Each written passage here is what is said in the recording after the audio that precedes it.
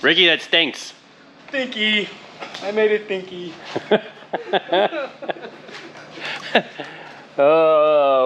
Let's show what we're doing before we go to work on the truck. That is the smell of burning out 60-year-old seam sealer. Oh yeah, that is whatever this textured mess right here is. Yep. It's a little stinky. Oh yeah, you Yep. can see it a little better there.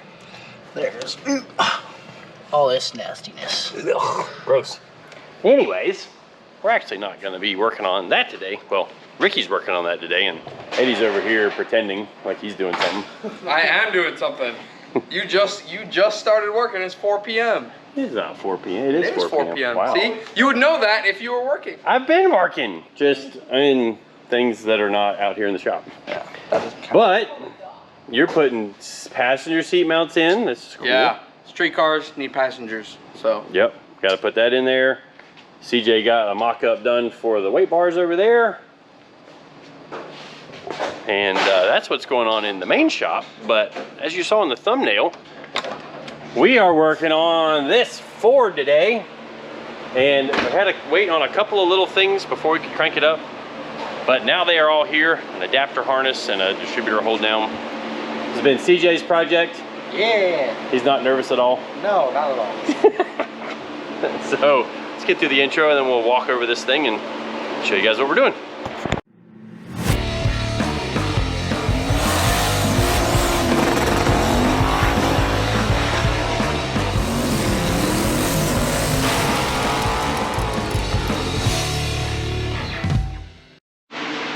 Alright, CJ's going to grab a funnel for the transmission because we put like a gallon or so of transmission fluid in.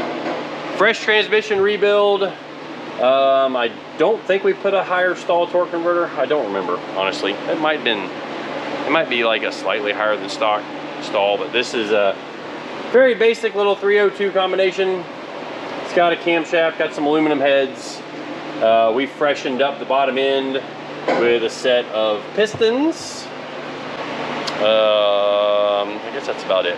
And we had a situation with our headers, which I might have mentioned in a video, but we ordered some really nice Hedman Elite headers, nice thick flange, thick tube. They're really good long-term headers, I guess you could say, because they're pretty heavy duty.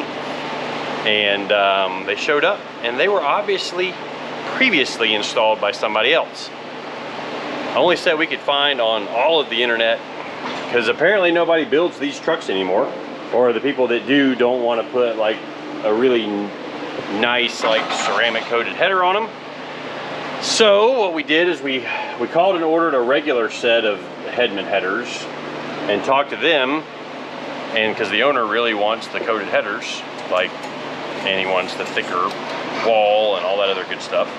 So he said to order the cheapies, which these days the cheap headers are 200, 250 bucks.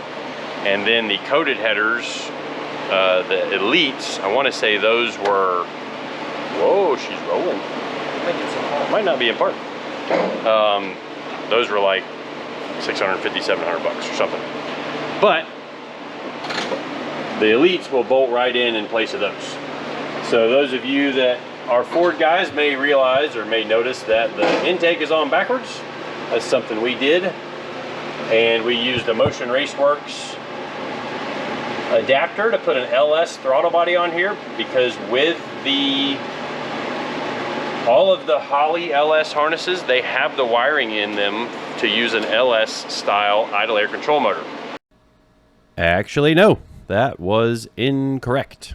So if you guys are wondering what is the actual correct way to do this, later in the video I'm going to show you exactly what it takes to put the LS idle air control motor, or at least to wire it up properly on this Ford engine harness. So stay tuned for that. The LS idle air control motors are very good, way better than something designed probably in the 80s that would have been stock on this truck. So hopefully that'll all work well. Actually, we need to base set the throttle body before we try cranking it. You want to grab a set of Allen wrenches, CJ? Yeah. And back it all the way off until you see it stop moving, and then open it up like 1.5 turns.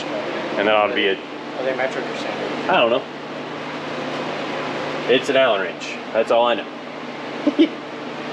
So, I'm actually going to plug in and run the Wizard, just to show you guys what you can do with the Wizard. And then once we're up and running and everything seems happy, we're going to eventually roll it around onto the dyno once I finish tuning this thing, which this is pretty healthy small block Chevrolet, big single turbo, on alcohol and actually on fuel tech. That's what the customer brought us. That's what I'm gonna tune. But once we get done with running this on the Wizard, maybe doing a little bit of logging with it, then I will plug the laptop into it. Actually, I'll probably plug the laptop into it to log and go ahead and start making some changes. But we're gonna show you guys that these things will crank up on just the Wizard tune. And we did the Hyperspark distributor and ignition setup, which you can see over there. Got all that wired in, and hopefully everything works really good here. So I'm gonna hop inside and we'll show you guys some of the Holley Wizard programming. We'll fire this thing up. All right, well, let's show you guys how to program one of these if you've never done one before. So we're gonna go through and run the Wizard. Hopefully it stops beeping. I think it will. We are multi-point fuel injection. Next, we are a Ford 50.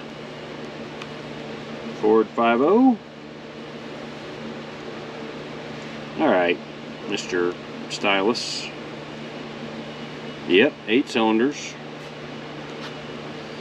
And the cam we did in this one, pretty sure has the Ford 5-liter firing order.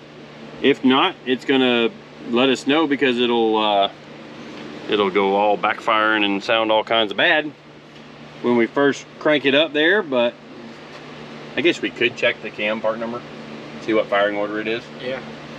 You know where that is. Ask Eric.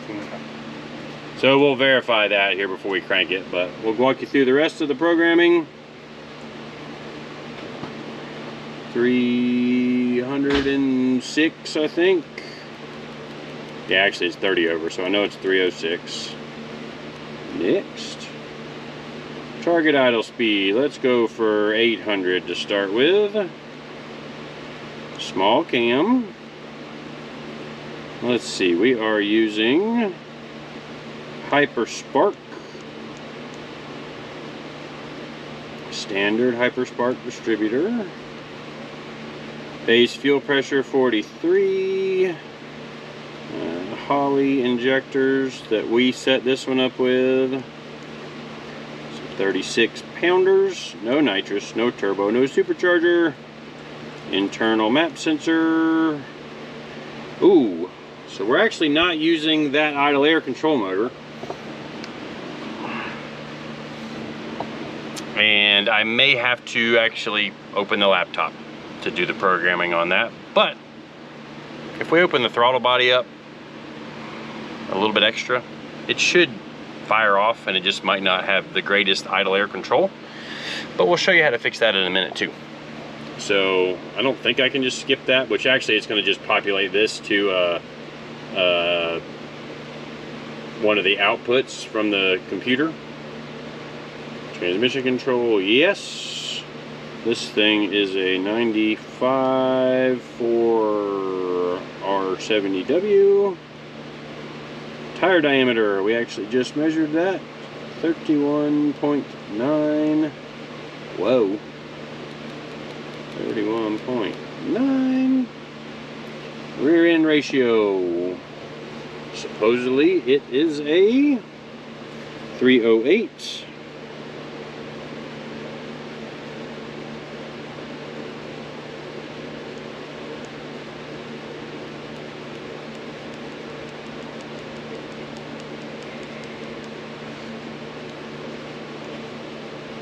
Yep.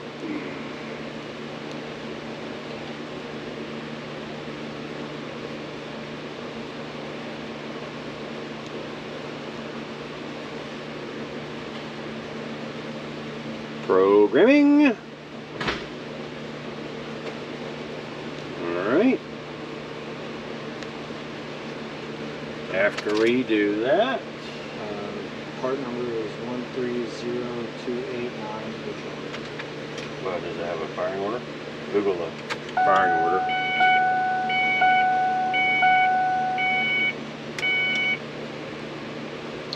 Alright, now we need to go to TPS auto set.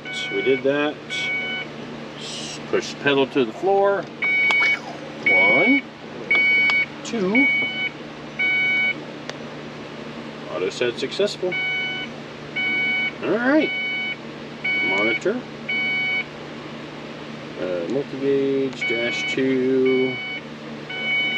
That's got everything we want to see on it. Let's see if it cranks. Park, foot on the brake. Uh-oh.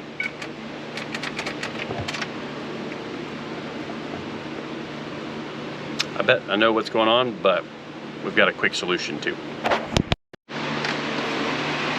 All right, well, rather than waste time now when we could be filming this, CJ's gonna bust off the old handheld starter clicker 9000, and I'm gonna watch the gauges, and then we'll figure out the wiring thing, because we did rewire and install a whole bunch of new gauges, and obviously when we took out all of the wiring harness, there's something in there that's not connecting the key to the starter. All right, you ready? Key on, let's get some gauges. We'll pull the foot on the brake. All right, see what happens. Oh! Ow! Got good oil pressure, no battery. The alternator's not charging. Air fuel's not bad. The idle's a little high, but we'll deal with that in a minute.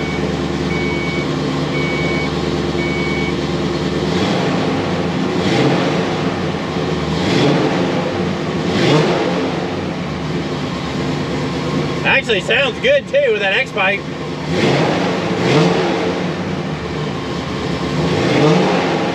Move a lot of wind. All right. Well, see,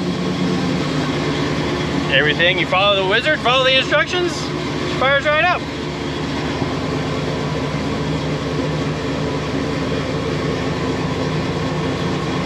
What are you doing there? Wire for the timing line fell down. All right, so you knew there was something we had to do to make the alternator work? Yeah. Okay, so I'm gonna let him do that. We got us a good little heat cycle on it to begin with here. Although, do I have? Yeah, I got coolant temp.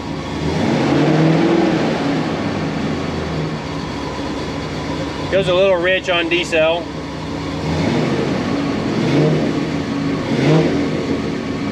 I have the vacuum line hooked up to the fuel pressure regulator, so it actually lowers the fuel pressure at idle. But yeah, we're getting the smoke off the headers. I need to get out there and check the timing. That's probably just the, that's just the headers. It's just the headers baking? Yeah. Just seemed like a lot. Nah, that's what you get with the painted headers. Yay! It runs! That's one bad thing about painted headers. Every time you fire up a new build, you always think she's blowing up. That's what I thought. I've never had painted headers. Cool, well, we'll do a static timing check, and then you want to do your alternator modifier thing to make the alternator work? Yeah, I gotta look it back on. Okay, cool, well, how about that? First crank.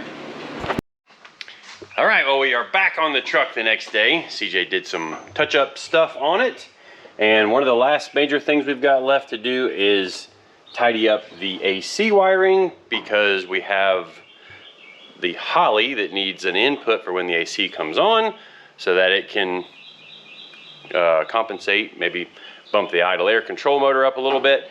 And actually, as I mentioned when I cut into the video earlier, So I made a mistake when it came to what type of idle air control motor this harness is wired for. So when it comes to the universal multi-point fuel injection harnesses and the Ford harnesses, they're actually pinned out of the ECU for a Mopar idle air control motor. I know this is all maybe confusing, but hopefully it helps you out, because that plug is the same as the LS idle air control. So to convert this harness or this plug to work with the LS idle air control motor, you have to flip the A and the C pins. So when we're looking at this from the back, A is on the left, D is on the right. So you would pull out the first one and the third one, flip places, and now your harness or your idle air control is pinned for an LS idle air control, and it will have control like a modern LS. Yeah, that was a little mistake on my deal earlier there. There's or my commenting earlier, because there's just, you know, I'm so used to doing LS stuff. Get this plug back in. Snap. So we went and did that. Changed that in the programming. So I've gone ahead and I've logged into it with my laptop, which I'll show you here in just a second. Along with that, we verified the static timing, which, you know, you just put a timing light on it, pick up the number 1 spark plug wire, which I believe is that one, and then verify that the timing that is actually in the engine, which is what we'll show you on the timing mark with the timing light, verify that the computer matches that number. So anyways, back out here. Whew, yay, that buzzer stops when you close the door.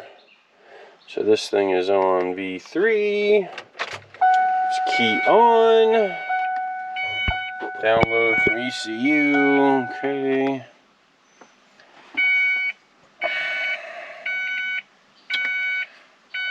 All right, USB link, so now we're live. So the static timing check, when we did it, is up in this menu. So you can't just go to that button there.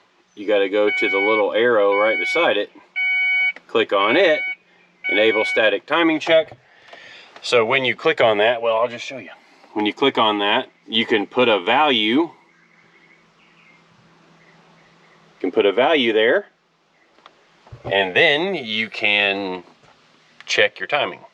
So what I typically do is I see where the engine is running, kind of the range that it's running in, which this one is like 15 to 16 at idle. So I set the program for 20 so that it didn't try to lower the RPM any more than what it was doing. And once I did that, it actually bumped the idle up just a little bit, made things nice and smooth, put the timing light on it, verify everything is good, which actually we were 3 degrees advanced. So for this car or truck, it's easier just to back the distributor up, you know, rotate the distributor 3 degrees than it is to, you know, I could have done the programming in the computer, but I thought it was easier just to swivel the distributor and make it match. With an LS, you actually have to adjust the parameters in the computer. So anyway, a lot of gum flapping just for nothing, but we're ice cold this morning. Let's see, actually we got 5 degrees of cranking timing. Let's see how she cold starts now that we've got everything working.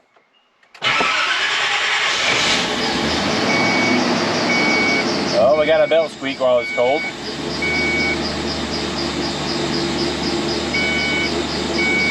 Ooh, we got some adjusting to do on the cold start warm up there. But that's not too bad. I'll take it. Let's see if it'll go right into gear cold without stalling. Oh, man, I love the LS idle air control motor. Little runaway there when I took it back out of gear, but we can fix all that. So, all we've got to do now is we're going to get that AC working, and then we've got to finish putting the gauge cluster surround on. You can see we got some custom gauges into this thing, which actually the oil pressure reads a little high and the water temperature reads a little low compared to what the Holley is showing. So we've got to do some checking on that. Call the people that make the gauge cluster, which actually we used the factory sensors for those. So on this truck, it's got 2 oil pressure sensors, 2 coolant temp sensors. The coolant temp sensors are in different locations. One is at the back of the engine, one is at the front of the engine, so that might be the temperature mismatch, but the oil pressure are there side by side in the same little piece beside the engine. So, but we've got the alternator working now. Got the fuel level gauge, all that's happy. Got our buttons here for programming those. I'm actually going to see if the AC works.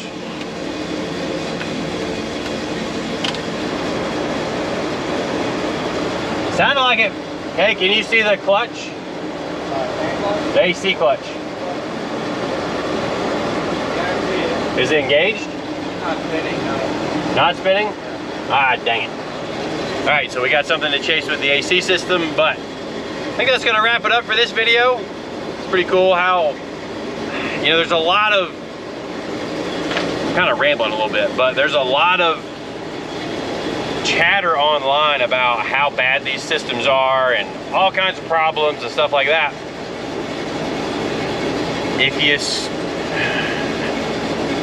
If you slow down and read the instructions, I know as a man that's hard to do. Sometimes you got to read the instructions, especially when you're doing something that's outside of stuff that you've done before. So read the instructions and you can do everything like it says to do. Run through the wizard and the thing will fire up and run on its own. Now I haven't done anything with the actual tuning aside from the timing table. I messed with the timing table just a little bit, but I still haven't gone in and adjusted the fueling, stuff like that. So like, that just shows you what can be done with these things. So don't let them like freak you out. You know, don't believe all the stuff you read on the internet when it comes to these things, but they're good systems and obviously they work.